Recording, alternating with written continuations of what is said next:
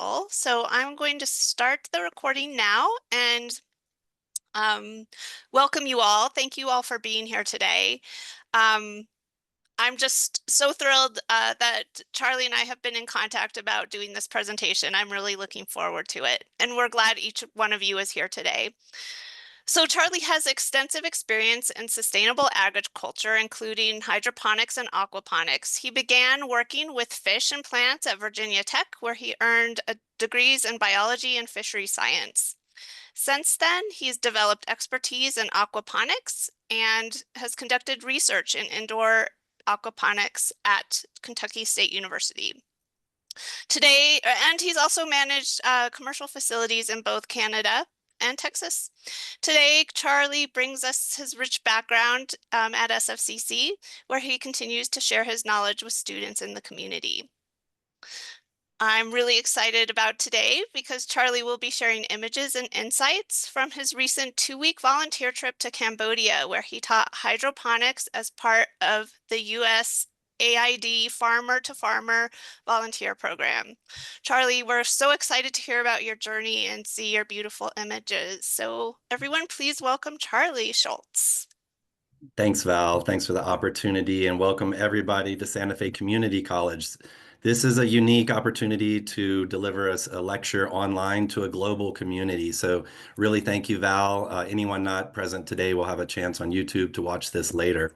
I just want to start with I feel good today because I voted. Let me see if I can get up. That's a hard screen. There we go. Voted early today. Kind of funny on that screen. So hopefully you can get out, choose your candidate against, look at your values and choose your candidate, but get out and vote. So that's a privilege we have here in the US. Today I'm going to talk about a recent trip that I took to Cambodia to help limited resource farmers get into hydroponics for production efficiencies and labor efficiencies and a lot of reasons that we're going to talk about. To put things in perspective, here today in Santa Fe, we're probably going to see our first frost tonight. So we're dipping into the low 30-degree Fahrenheits. And it's very dry here. We don't get much rain. In Cambodia, you can see the little dot on this map of Asia. That's about where Siem Reap is, and that's the town I was in Cambodia. Where they are, it's very hot and very humid year round. So they have challenges. You would think that where you have water and sun and warm temperatures, it's easy to grow food, but there's quite a bit of challenges related to pest and disease and issues that we're going to talk about sourcing inputs for farmers like fertilizers and equipment. All these are challenges. So I'm going to talk a little bit about today about my experience there, my work experience. And this isn't a travel log in the sense of a lonely planet. I'm not showing you that today just how to have fun in Siem Reap, and I'm not showing you all the bars and all the nightlife that you could experience. I'm more showing you about the people who live there, the rural people I worked with, and the communities that we connected with. So today, I'm going to give you a little introduction. Thank you, Val, for what you've already contributed about myself and also about our program here. Val's been a cheerleader for my program. The whole library has since our program started. We have an aquaponics system in the main library at Santa Fe Community College if you get a chance to visit. So I'm going to talk to you a little bit about our program, but mainly I want to convey this information about this assignment that I went on that was funded by an NGO. And part of the mission of an NGO is dissemination, to spread the word about what we did and the impacts that we made. Finally, I'm going to touch base on some of the highlights in Siem Reap. That's the city that I was in, and I didn't have a lot of time. This wasn't a tourist visa. Wasn't just to have fun. So the enjoyment I had was either on a weekend or after hours, after I pulled days with staff. So this is my a little bit of background about me. I've had a 33-year career working with food, energy, and water systems here at Santa Fe Community College. Particularly, we're using hydroponics, aquaponics. Our large-scale, commercial-scale greenhouse is off-grid, so we have battery storage and different energy assets. I've been working as the academic director for a few years. I've been here for about 7 years. Previously, I was lead faculty. I came to this industry, the hydroponics and aquaponics, as a fish farmer. That's aquaculture, is raising aquatic species. So most of my career, I was an aquaculturist. I spent time running a farm in Texas before I came to Santa Fe Community College. I worked at Lethbridge College in Canada, Alberta, and that was extension and research. I worked at Kentucky State University as a graduate assistant and did my graduate work there. I worked at the University of the Virgin Islands for 13 years on a very small island called St. Croix, which had similar conditions to Cambodia.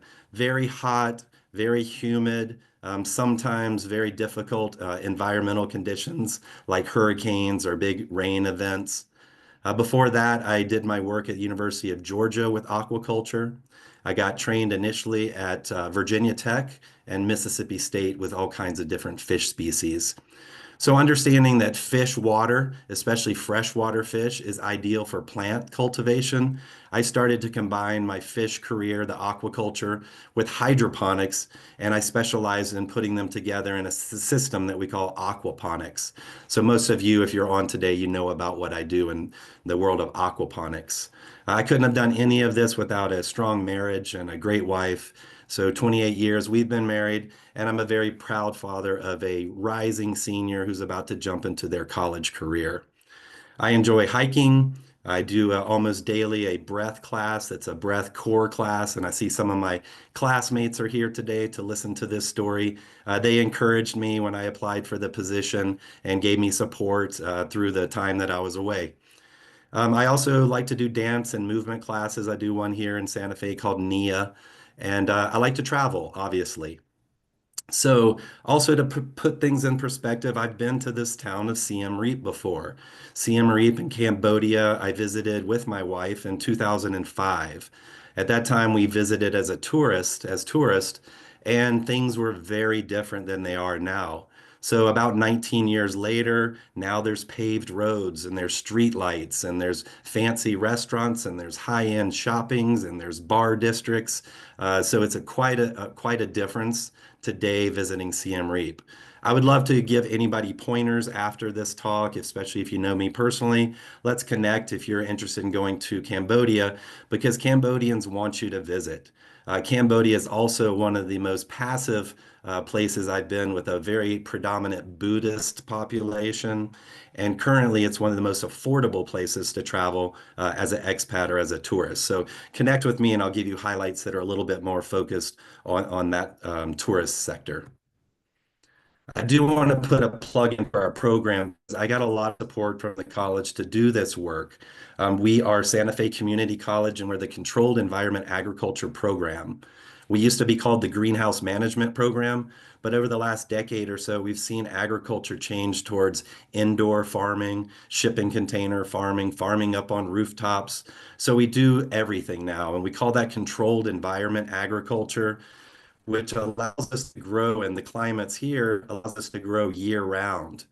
In a climate like Cambodia, it allows us to protect the crops from those big rainstorm events or the pests that may be predominant in a tropical area where the pests never break their cycles. So our mandate, I would say our predominant mandate is CEA workforce training. We do that at scale. So we have a large greenhouse facility with large commercial size systems. I see some people online here who have probably benefited from some of the food that we grow. Our main goal is to graduate students. And so a picture like this with students who had to go to the gymnasium to graduate, they all tend to come to the greenhouse afterwards for their photo shoots. This is what makes us proud, and getting them jobs is what makes us proud as well. We have a certificate and an AAS degree in CEA, and also embedded in my program is a certificate in algae cultivation. We are spawning new businesses. We are sending students off to pathways to universities. In that vein, we're also creating pathways from high school into our program, pathways to employment. So a lot of our local businesses that we're spawning are now hiring our students and taking them as interns. And half of our mission statement at the college is to strengthen our community. I definitely consider a global community when we need to serve, and we also focus in on our local community. We work with pueblos, we have social evenings, we are at a lot of fairs for high schools, and we have open door policy for tours for anybody who wants to see what we're doing. We use water conservative culture methods like aquaponics, hydroponics, and algae bioreactors. And I don't have time today to explain all that, but I encourage you to look us up. The QR code goes directly to our program page. I put a Facebook page link there down at the bottom. And so we do work with food, energy, and water. And you can see in the picture here the food that we're growing.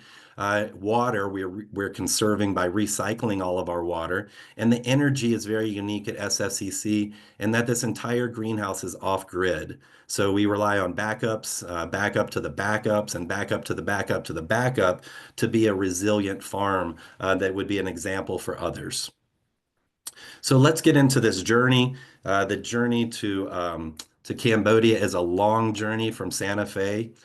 It took about 29 hours one way to get out there, about 36 hours to get back. The longest trip was from San Francisco to Singapore, and those are about 16 to 18-hour flights. So I went through San Francisco, and I first, beginning my journey, I found one of my idols, of course, Jerry Garcia, and you may see him throughout the presentation a couple times. So that was a nice start, made me feel good. Then I got to Singapore and everything changes. The little quickie marts and the stores at the airport, you start seeing very unique foods that you don't see in the US. I'm a big fan of the durian, which is a fruit that has an odor that a lot of people aren't fond of, but they're very popular in Asia. So that's very popular in the stores there. And then you see things like this spicy salted egg fish skin snack.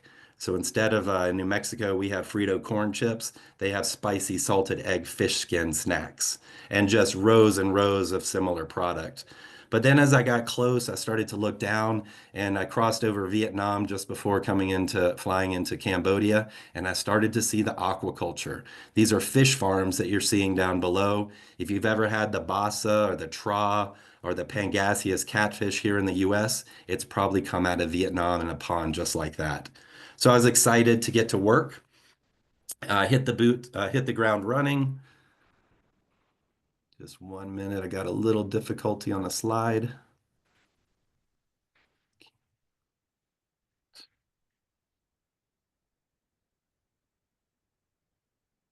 Sorry, I'm just gonna have to share that slide and we'll restart. So yeah, excited to get to work. So here's the presentation that I gave recently at an Aquaponic Association conference about my work. My work ended in early September, and I presented this in middle of September. So I'm trying to disseminate the information again, and I appreciate you all coming today to listen to the important work that we did. So a couple highlights about Cambodia, not specifically Siem Reap, which you can see on this map near the Tonle Sap Lake, but Cambodia in general, 70,000 square miles, 17 million population. Most of this region and extended out of the current day Cambodian borders were ruled as the Khmer Empire from about 800 AD to 1863 AD. The jungle covered some of the amazing temples that you're going to see today, and they weren't discovered until much later. So the jungle hid some of these ruins that you're going to see today. The country was independent in 1953 after some Japanese and some French occupation. And if you're old enough to remember the Khmer Rouge regime for about 5 years after Vietnam conflict, the Khmer Rouge came in and it was a genocide under a vicious dictator, Pol Pot. The stories are horrific. The legacy is still there. You feel it when you're in the country. You can see it in the eyes of the people who lived through this period. And it's amazing the resilience of the people who came back on the other side and what they're doing today. Currently, the UN designates Cambodia as a least developed nation. I would have designated it that 20 years ago when I saw it. Nowadays, it doesn't seem to have that designation, but it's still under that classification because it's developed quite a bit. The dominant economic sector is agriculture, which is my area, and tourism. And sometimes we can combine these together, and agritourism is very popular in some of these areas. I was in Siem Reap, and this is the home to the Angkor Archaeological Park. That's a home to thousands of smaller temples, but at least 50 large temple complexes. And it's impossible to see them when you're working for 2 weeks. But again, I did take advantage on the weekends and during the evenings for a sunset tour. But let's talk about that's currently happening. It's influenced by many cultures, from Chinese to Vietnamese to Muslim, Cham, Malays, Laotians, and other indigenous groups. Many of them don't even have a name because they've been extinct. But everyone's influenced agriculture in the way it's done. The rural life, which most of Cambodia is in rural community, it depends on agriculture, a huge fisheries and aquaculture industry, and forestry as well. The current food systems, they lack diversifications in general. They're low in productivity. They have significant losses to pest and disease and post-harvest losses. And so therefore, there's a lot of widespread poverty and malnutrition as a result. The soil crop, there is mostly soil crop production with some hydroponic attempts ongoing, and there's interest in increasing that for some of the reasons we're going to talk about today. So aquaculture really leads this society. There's a lot of fish farmers and other aquatic species, but there's little aquaponic efforts. There has been efforts trying to combine the vegetable growth with the fish production like we do at Santa Fe Community College. And there's great interest, but there just hasn't been a lot of successes. This mission was not focused on aquaponics, though. It was focused on hydroponics, just growing plants in water, independent of where we get the nutrients from. I want to give huge shout outs to the organizations. As Val mentioned earlier, this was supported by an NGO called USAID, who have been doing a lot of work in developing nations for decades. Since the Vietnam War, they have poured a lot of money into Cambodia and Vietnam as well, and they're very well known. They created a program called the Farmer to Farmer Program, and that was managed through the University of Tennessee Smith International Center. So these NGOs will create a program like this, and then they put a calling out to professionals or anybody with experience that want to volunteer for this work. These are completely volunteer assignments, but all expenses are paid. So it's a trade-off. We're not making money on these assignments, but we're helping the world. So let me talk a little bit about the Farmer to Farmer program here. It provides technical assistance from highly skilled U.S. volunteers to farmers and farm groups and agribusinesses, service providers, and other agriculture sector institutions in developing and transitional countries. The program's goal is to promote sustainable improvements in both food security and agriculture production, processing, and marketing. The Farm to Farm program leverages the expertise of volunteers from U.S. farms, universities, cooperatives, private agribusinesses, and nonprofit farm organizations to respond to local needs and requests in the host countries. So we're focusing now on this developing nation, trying to help them respond. And uniquely, they reached out to U.S. experts. There was an application process. I did put in an application once I found out that Santa Fe Community College would support their professionals helping organizations like this. Part of our mission is to strengthen our communities, and organizations like USAID are part of that mission. So I got selected for this position, and it was a 2 week assignment. When I landed in Cambodia, I met with my CSANE staff. These were my in-country coordinators. They were the boots on the ground that took care of me. There were other organizations like the Smith Center that took care of my very important health insurance needs, my travel documentation, my reimbursements for any expenses that I had. But the CSANE staff are from the Royal University of Agriculture at Phnom Penh in the capital. CSANE stands for the Center of Excellence on Sustainable Agriculture Intensification and Nutrition. And their mission is to foster private sector innovation, agriculture research, education and training, and public sector capacity building through international collaborations and knowledge sharing. So they were getting trained. We were training other people and staff. We were leaving this information with them so they can help farmers and agribusiness grow. The CSANE operates about seven independent technology parks. I think I got that number right. And one of them is located in Siem Reap, the city that I was located. And this is some pictures from that facility. It's probably, in US terms, it's probably a 50 to 100 acre farm. And they're doing applicable research for the local producers. As you can imagine, they're limited resource farmers. And so pictures like this show their farm. On the left is some production trials where they're probably studying different types of mulches. So you can see the straw mulch on these beds here. And they're also looking in this case at a barrier of plants that may reduce the impact of pests. In this case, I'm seeing lemongrass bordered around these beds, and they're looking to see, does that reduce pest pressure versus using plastic like greenhouse plastic in a similar design. So different kind of research attempts at trying to make more production using less resources. The next picture shows turmeric. And after I came back from this assignment, I jumped into the classroom and gave my students a talk. And we grow a lot of turmeric here at SFCC. So I wanted to show my students how applicable the crops that we're growing are across the world. The next picture is a friend of mine. She's the lead of the CSAIN staff that helped me. She took care of me. So she met me on site there. She helped coordinate the workshops that we were developing, the details on transportation and logistics for everything. And you can see our conditions there at the farm. I told you Cambodia is very hot, very humid, but the workplaces that we had were outdoors, or if we wanted to, we could go into that building, but it was very hot and humid. So these were the working conditions. But as you know, shade makes a big difference. And I was able to spend my second week indoors in my hotel. But you can see on the sign here, these technology parks are supported and funded by organizations like USAID, Kansas State University, and I'd like to return with Santa Fe Community students so we can help this organization and develop their expertise so they can help other farmers.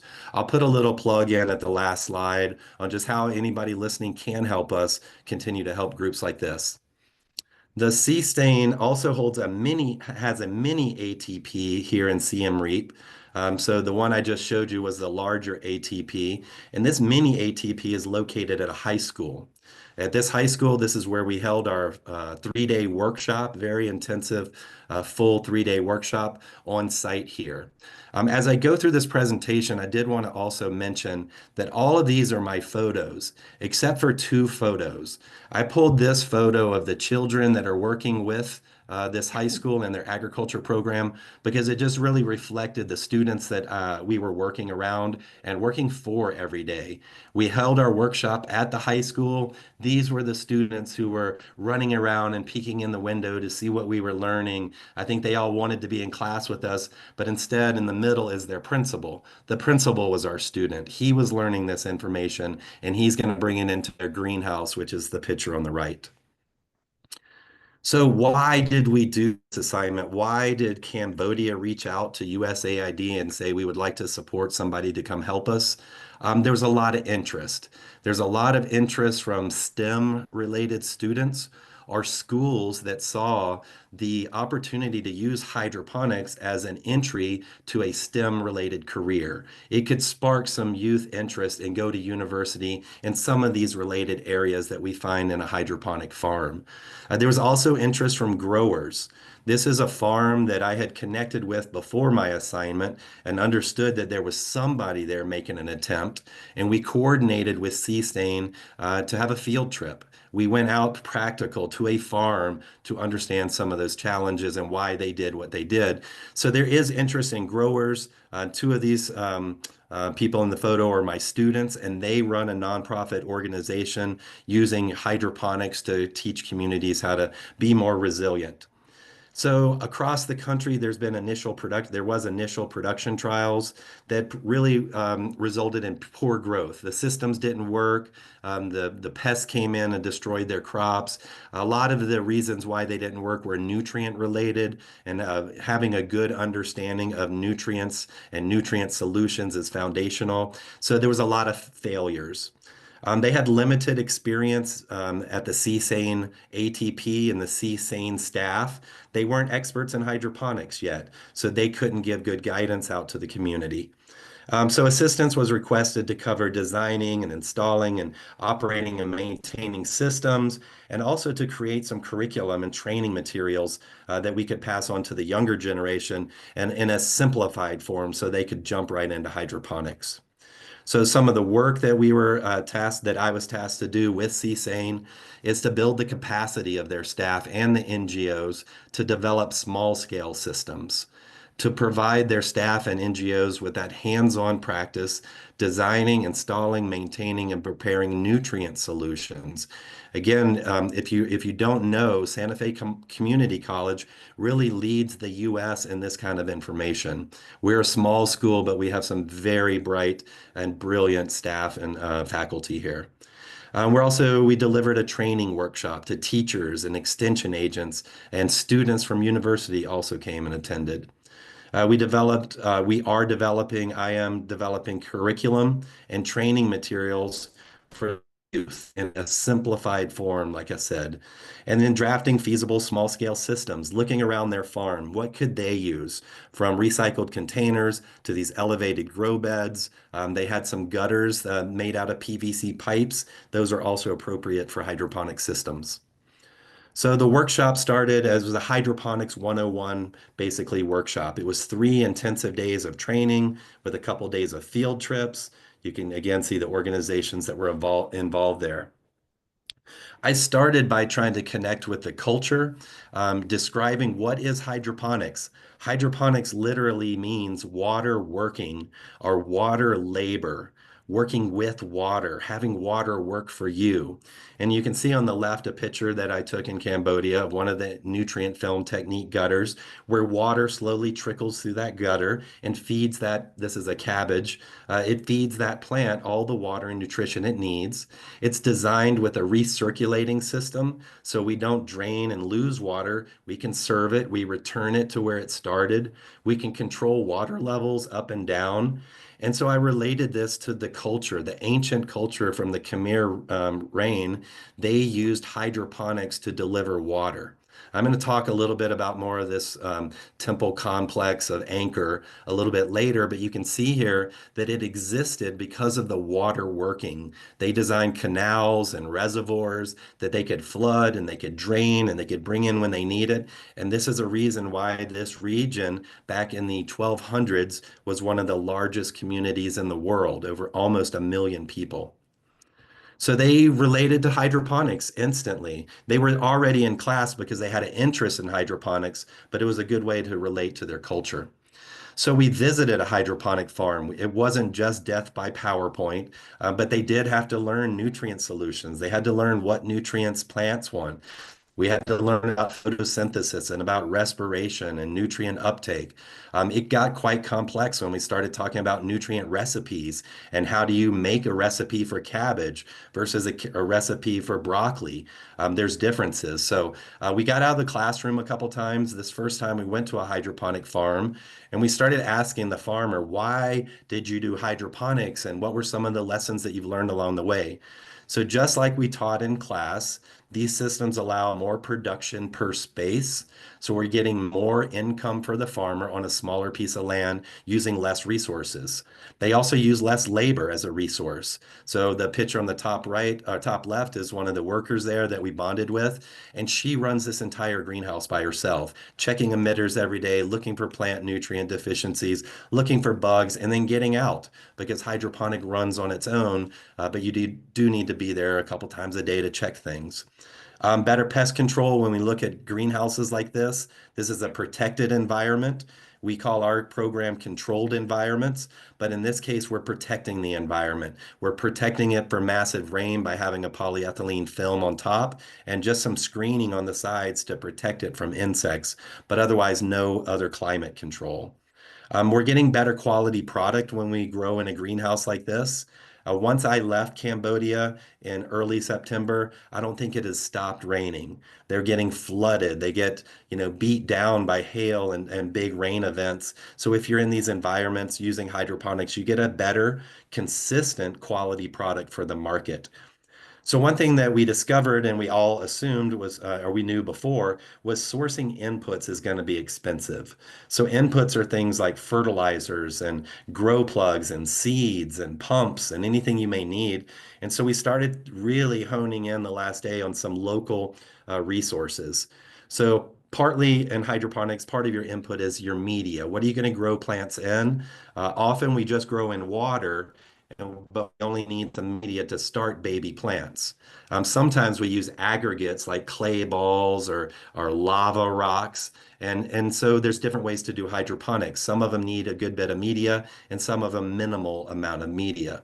So we're looking at ways we can create our own, and we look over at the ATP site. They're already professionals in biochar production, and that's taking a waste organic product and burning it in the absence of oxygen through the process of pyrolysis or gasification and creating charcoal, a very high quality, pure carbon charcoal out of what was waste. So in Cambodia, we can use rice hulls, we can use or husks, we could use bamboo, we could use coconut, any type of organic waste we can put in these incinerators, and what's left over is charcoal that's appropriate for hydroponics. So we left them with that idea that they could be creating their own media. And then very importantly are nutrients. And where do you buy nutrients for hydroponics? They source their nutrients, a perfect nutrient recipe from Thailand and from Vietnam. Um, the problem is what happens when that source shuts down or it's not available anymore or the price increases due to recent wars with Russia and Ukraine, the price of fertilizer has skyrocketed. So there could be a situation where these farms are not resilient anymore and they can't sustain themselves because they don't have that supply of nutrients from an outside source. It's kind of like the media I just mentioned. So where can we get nutrients? We can get them from livestock and aquaculture production, which is very popular around the country. Water buffalo, cows are very popular, and they're basically composters. They're eating vegetative matter and releasing it as a manure or an effluent that we can break down further with microbes and produce a nutrient solution for hydroponic plant production. So we talked about how that process works and how the biodigestion works, either aerobically or anaerobically. The top picture on the left is the second picture that I don't take credit for. It's called an anaerobic digester. And this is used around the world in developing nations to take organic waste and create a hydroponic fertilizer or a fertilizer you could use in your soils. So we could add manures to that. We could add effluent to that. We could add the waste from that lemongrass, mulch, anything organic could go in there, break down in the absence of oxygen, and create a nice leachate for me that I can use for plant production. The other byproduct of these anaerobic digesters is methane. And if we tap into the methane gas, a rural farmer like this could use it to burn a grill to cook the fish. I've seen a rural farmer use it for a heater to heat their little piggery for baby pigs. But you've got this methane that's usable as a biogas. On the top right picture is vermicompost, which was already done at the ATP facility. So again, that's taking organic waste and going through a process to break it down further, in this case using worms, and now we can make a vermicompost tea and use that for hydroponic plants. The bottom picture is a fish farm that we visited. And so we finally got to talk about my specialty of aquaponics. Is this potential in Siem Reap and across Cambodia? Well, they're already doing fish farmers. Right now, the waste is just going out into this big pond and fertilizing algae. The algae is taking it up and they're not using the algae. So maybe there's a better way we can help fish farmers use their waste as a resource. So there's obviously lots more ways that we can create nutrients, and we had a discussion about that, of course. So we went to the farm. We went to the fish farm. The CSAIN staff were connected, and they got us on a bus, and we went out there, and we looked and saw examples of what we just taught in class. We taught about things like maintaining good water quality. If you feed too much to this system, the water quality goes bad, and you start losing your fish. In this system, in the top left, you see tilapia. In the bottom right, you see a snakehead. And there's a lot of different common names for that. The bowfin, you may be familiar in the US. In the same water, with the same water chemistry, the tilapia were thriving and healthy, but these snakehead fish were diseased. They were dying. So we talked about disease in class, and here was a classic example about how you need to handle your fish appropriately, understand diseases, and really you want to grow a fish that's not disease prone. We talked about quality diets, and we found an entire barn full of a very quality diet for the fish, and that was very nice to see. We talked about the potential for algae at this farm because you saw that big open space for algae. At SFCC, we use algae as a very valuable product. We have a spirulina farm on campus. Algae is used for many other reasons. That could be incorporated into this farm as well. And then we talked about the challenges of aquaculture. This is a 7-day-a-week job. You have to deal with power outages and rain events and heat events and so on. So it was a very good practical example of what you just learned in class. Let's get out to the farm. So wrapping up some of this training, if you look at the bottom, it says here, you don't make money growing plants and growing fish and plants. You make money selling them. So we kind of wrapped up with these very unique opportunities in Cambodia if you wanted to be a producer. On the left is a guy that I met through social media. I saw he was in Cambodia and Siem Reap, and I met up with him and found out his business is growing microgreens. And the small boxes that you see there, $3 for a little box of microgreens, which nobody, no local in Cambodia could afford that, but he catered to the tourism market. So I really kind of pushed them into look at that agritourism market as a way to upsell your product and come up with unique products. In this market where aquaculture is popular, a fish like tilapia may get $2 to $3 a pound in the marketplace for a food product. But I saw this in the bar district in Siem Reap. There must have been 7 bars that had fish spas.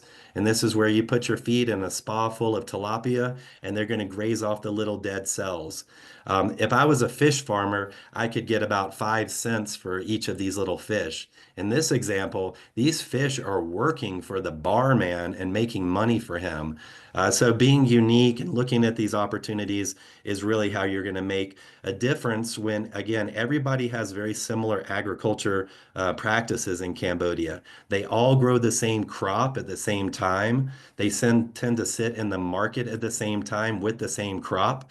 So they need to diversify if they're going to kind of break out. And then finally, this is graduation day. You can see we didn't bond at all. We didn't become friends at all.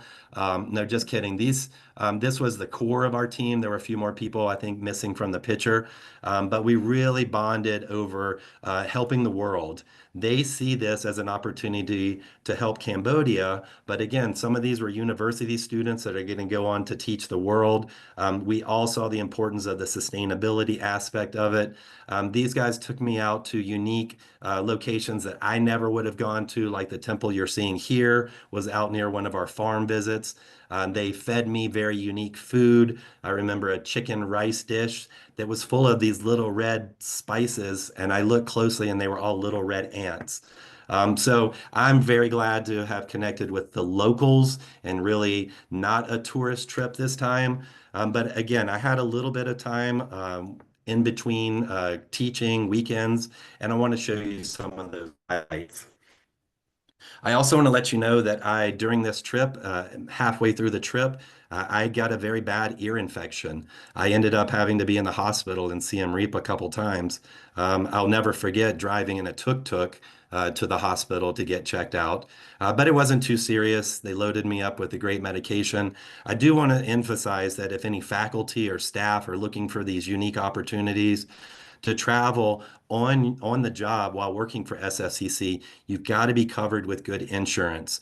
I probably had about 8 to maybe 7 or 8 new apps that I had to pull up for a trip like this, and one of them was my international SOS insurance policy. And as soon as something happened, I just hit a on my phone and I was taken care of. So it's very important to have that. So just as I get through some of the highlights of what I saw in Siem Reap, this was what was important to me in the limited time I had, was to get to that Angkor complex that I've been to 19 years ago. I wanted to see the difference. I wanted to catch a sunrise one morning. I wanted to catch a sunset. I wasn't stressed about catching all 50 major temples. I had an itinerary and I knew what I wanted to do. The food is amazing. And when you look at Cambodia, you do any research, you'll see it's one of the most affordable places with breakfast, lunches, and dinners averaging maybe $3 a plate and very healthy and nutritious food. So I want to talk about that. The people are very passive, very peaceful people, and I made instant friends everywhere. Movement is important to me. I'm working. I don't want to be just sitting at a computer. So I need to move. So I got involved in a dance class that has a connection to Santa Fe. I'll mention that briefly. And massage was very important. I actually brought a massage budget, and I highlighted this because we have a great massage program at Santa Fe Community College. So if you're watching this and you're not familiar, check us out not just for controlled environment agriculture, but also for our massage program. Angkor Archaeological Park is about 400 square miles in US terms. This reminds me a lot of the Chaco Canyon culture that we have here in New Mexico, and that this was a society that existed at relatively the same time, about 800 AD to maybe late 1200 ADs, very similar time period. But they had more resources, in my opinion, that the Chacoians had, like water particularly. So they were able to, you can see here the ancient canals, ancient roads like we can see in Chaco that connected all these communities. But they used this for water, and that water is really what sustained this community to live on maybe 100 years beyond the Chacoians here in New Mexico.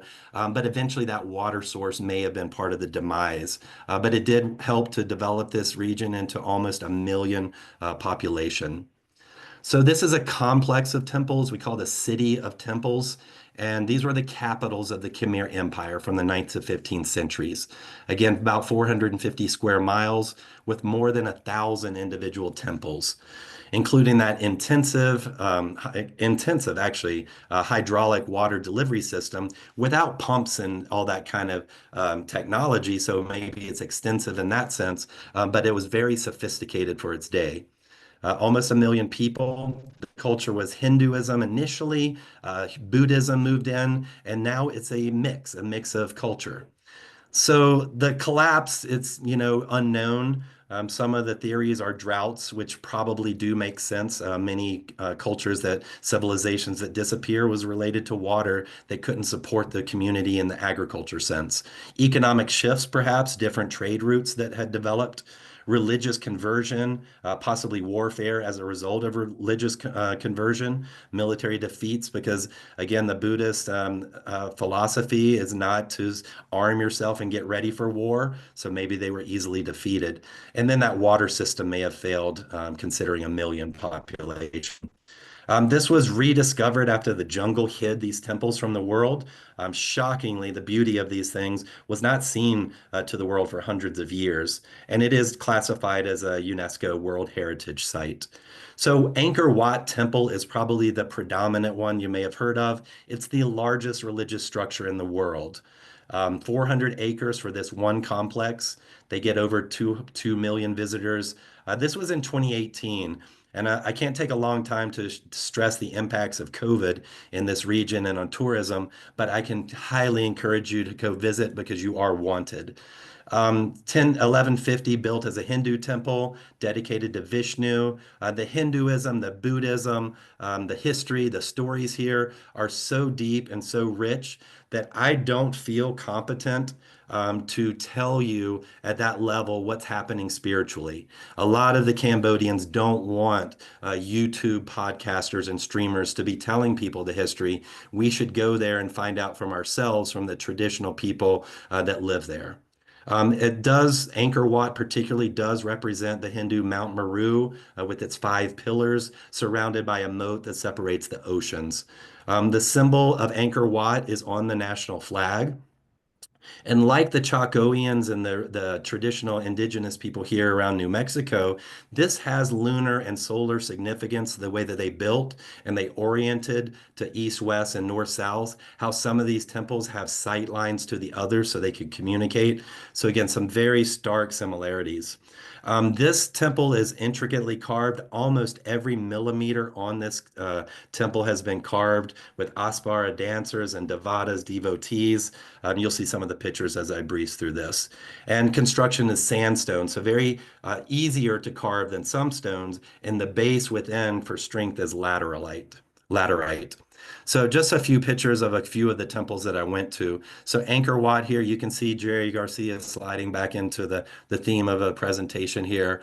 But some of the Devatas there, Espara dancers are in some of the other pictures. The temple is famous. Warfare, there's a lot of Buddhist temple monuments like this that have been destroyed. You'll see that in some of the other pictures as well. But honestly, they bring the same feeling when you see them.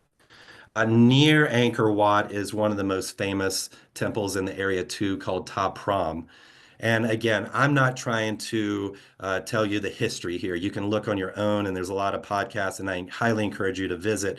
But this is famously known as the Tomb Raider Temple. This is where that movie was filmed, so you may see some similar pictures here.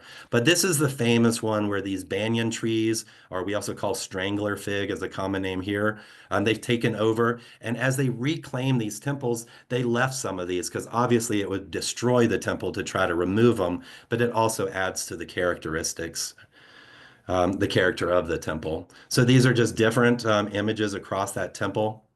And again, it's not just about the banyan trees, but these sculptures are almost every millimeter on these temples. Bayon Temple is a part of a greater temple called Angkor Thom. So within that is the Bayon Temple. And it's just remarkable because of these very passive, serene faces that you see on all sides of these pillars. A lot of times you'll hear that these are faces of Buddha, but these are most likely faces of Brahma, and they were probably modeled after the king of the time, from what I researched. But also around this complex are these bas reliefs that show what daily life were like for the Cambodians at the time, and that really helped us understand the history of this region. So here again are some of the photos that I took. I remember seeing this 20 years ago, and there's been a lot of restoration at all these temples in that time. And this is me getting my feels, a very spiritual place to be, full of gratitude. Angkor Thom, which is more of the main temple complex within this kind of city. Angkor Thom was remarkable. I could have spent probably a week just at this temple, and I probably had an hour to move through. Some of these are just beautiful photos that really capture the lushness, the water, the moisture you can just see in the mosses here, and some of the inner temples within these temples, some of what's left in some of these temples. The Hanuman on the right, I remember 19 years ago when I went into the large gates of this temple, this Hanuman was destroyed and it was a pile of tumbled rocks. And they've spent the last 10 years really building these up. This is probably 30-foot tall structures, and they're all over this temple. One of the ones that's on my bucket list always is Bante Shri, the Citadel of Beauty, it's called. They also call this Citadel of Women. This is so intricately carved that they say it must have been women. This is one that wasn't built by the kings. I think it was the only one that wasn't built by the king, but just wealthy people who wanted to revere their gods. I love this area because right outside was water buffalo and these beautiful lotus ponds. You can start to see the idea of these intricately carved pieces here. And this is a good overview of the whole temple. I remember again being here 19 years ago during a rainstorm, and this pink sandstone really lights up. Looks very beautiful. Just quickly on meals, again, I wasn't a tourist. I wasn't trying to go take pictures at all the markets and everything that I ate. Somehow I got a few pictures of what I'm eating here, but the markets were full of fresh food. I highly encourage you to look at YouTube at Siem Reap markets and you see all the vegetables.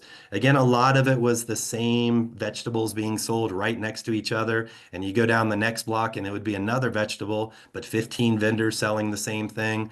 But in the top, it's probably a green mango salad. I love green papaya salads, passion fruits. The dragon fruit on the top right is a crop that we're growing at Santa Fe Community College. And the bottom is just a typical breakfast you get in a country like this. Start with soup and vegetables and fruits. And I lived very healthy while I was there. New friends. The people are extremely friendly. This was another reason I wanted to go back to Siem Reap because I knew how to connect with the people. You just put a smile on your face. You bring a gift, like on the left. I brought a lot of people our SFCC COVID mask, and we have them with our CEA program with the little fish and a plant. And a lot of people aren't necessarily wearing constantly for COVID anymore. Everybody rides a little tuk-tuk or a motorbike, and so I think those are going to get good use. The top middle picture is a connection I made that was related to Santa Fe. I want to highly recommend anybody who wants to experience Cambodian culture here in Santa Fe to visit a restaurant inside the building called Chomp. Chomp is a little restaurant that has different vendors, and there's a Cambodian chef there named Nath. And she has a big sign, Nath's Cambodian Food. This is Nath's sister in the picture. So I connected with somebody there, and I had an instant sister, and I have a Cambodian mother who was also there. I enjoyed restaurants, and I connected with some of the restaurateurs. I enjoyed my dance classes. I enjoyed my expats. On the right is a famous Nia teacher and her mom, and I visited their studio quite often. The name of their studio is there, Alchemy Movement and Wellness. So Nia is a unique dance form. It's an exercise class, and it's got a hub here in Santa Fe. So if you don't know, check out Studio Nia. They have a Nia studio in Siem Reap named Alchemy, and Debbie Lee and I connected, and she's going to come to Santa Fe to visit. So again, we're building bridges and cultural bridges. Dancers, I really like the cultural dancers. This is one of the highlights for me, from Aspara dancers to more traditional Khmer dances. I went to a dance show that had different styles, and I remember doing that last year. Again, I'm not trying to give you a highlight of this is what you should do, but one thing you should do in Siem Reap is get a massage. Not only did I get a massage, I got 9 massages. I knew prices were like this. So if you're in our massage program, check out the no oil Khmer body massage. This is like a Thai massage, pushing your pressure points, folding you like a pretzel. I was getting 120-minute massages for $15 US. So related to this, I've already started a savings fund to get back to Siem Reap, and this is part of what I do in Siem Reap. Finally, to wrap this up, I'll save a little bit of time and see if Val has any questions that may have come in. But I was there 19 years ago. The first 3 pictures here that you see were me 19 years ago. The one on the right, I found Jerry Garcia again. I found him at the Hard Rock Cafe in Siem Reap. So that kind of spirit follows me along. I'll shout out to our lead bass player for the Grateful Dead, Phil Lesh, died this week, and he's made about as impacting legacy as Jerry Garcia did. Again, I'll be back in Siem Reap. I would love for you all to talk to me if you have interest in this. Before I left or on my way home, I actually had one more night. I saw I had an 11-hour layover, and I asked them to extend it to about 16 hours. And I spent probably 8 hours running around Singapore. I probably did 8 miles of walking in 16 hours. These are called super trees. These are big concrete structures that they have in Singapore, massive structures, beautiful. On the left is the Merlin, very famous, and the architecture is in the buildings there, just high end. So it was nice to get that little high. I got a nice hotel for one night, and so it was nice to break up my travel home. To wrap up, just again, here's our contact information. I want to make sure you have that. I have a link or a logo at the top for the Santa Fe Community College Foundation. This is what really keeps our program going. We have the opportunity to take students back to Siem Reap to help the CSAIN staff build hydroponic systems, to train more growers. We have a similar opportunity to take students down to Mexico during the summertime to help train some people down there and work with farmers. But we do our work through community donations. If you are interested or you can donate to the program, my email is there. I can connect you with the foundation. 100% of your donations go to our work in the CEA program, and they are tax deductible. So we have a great foundation that organizes for us and helps us do this work. I also have our information there for our program, our Facebook page, because I like to say that everything I do is recruiting. We are always recruiting for new students. Our students range from 17 years old to 77 years old. They're there for different reasons. And I'll leave you with the picture on the left. This is a rice paddy in Cambodia, right by one of the temples. And if you're able to look closely, which you're probably not, you'll find the bottom layer is filled with little minnow. So this is an idea of an ancient fish-plant combination. We have a fancy word now we call aquaponics, but this is traditional in how plants have been fertilized for centuries. We're taking it to the commercial, industrial level, and we're helping businesses start up and our students succeed. Again, thank you, Val, for hosting this, giving me the opportunity to disseminate this information. Again, on behalf of some of the NGOs and organizations involved, that's our mission to get the word out. So thank you. Everybody, I'll also let you know that this will be recorded. We will have this up on YouTube for further viewing, or if you want to point this to somebody else. And a lot of the links that I maybe talked about or the organizations, I'll include in the description on the YouTube link. I think you may get an email when this is available. If not, just reach out to me and we'll spread the word some more. Great. Thank you so much, Charlie. Your Thank you. enthusiasm for the program and for travel and being a citizen of this world is contagious. So thank you for all that. We do have a couple questions. Sure. We have about 4 minutes. So question one, what is the greatest challenge to adopting hydroponics or aquaponics? Well, in Cambodia, it's the technical knowledge. And again, that's where we excel at Santa Fe Community College. The same thing in the US, I would say you've got to have technical skills. Our students don't just have a green thumb, they have a green thumb, they have a wet thumb. They often have an HVAC thumb, heating, ventilation, air conditioning, plumbing thumb, our building maintenance thumb. These kind of skills that we're teaching back at SFCC, our students have the opportunity to pick them all up. So I think if you can develop a well-rounded, skilled technician, you'll succeed in aquaponics and hydroponics. If you just go at this like many people because you fell in love with this concept of aquaponics or hydroponics, how cool is this? And you're not technically trained, you're probably going to fail. Great question. And one other, what does it feel like when the little fishies are snacking on your dead foot cells? That's from Sarah. Sarah, I didn't take the opportunity. Oh, I had done enough research to understand that there's potential for disease transmission, like staph infections and such. We've always joked in the US that these spas are a great idea, but between spa treatments in the US, you have to autoclave your equipment, and we can't autoclave our fish. Right. So they're allowed to do it. I took the picture with this little kid doing it. Everybody was giggling, throwing their money at the barman. There was a line to do this. So I think there's opportunities outside the US for that. great. Yeah. Well, we've put lots of links in the chat. You can grab those Great. before I end the meeting. Also, Charlie's email is there, and you can just search for his name too at SFCC to reconnect with him if you want to do that. And for those of you who signed up through SurveyMonkey, I will be sending out a link to this recording in the next 24 to 48 hours. So thank you all so much for coming. Thank you, Charlie. And we look forward to hearing about your next trip. Thank Thanks for you. coming, everybody. And if you're watching later, I really appreciate you coming.